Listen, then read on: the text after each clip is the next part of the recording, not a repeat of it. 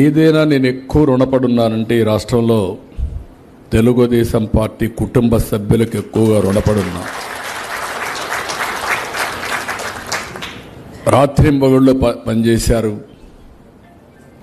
5 సంవత్సరాలు నరకం అంటే ఎట్లుందో తెలియదు, కానీ ఆ నరకాన్ని చూశాం. నాకు 24 గంటలు శనివారం వస్తే ఏ ప్రాపర్టీ మీద ప్రొక్లోన్ వస్తుందో తెలియదు, ఎవరిని అరెస్ట్ చేస్తారో తెలియదు. ఇవన్నీ కూడా చాలా సఫర్ అయ్యాం.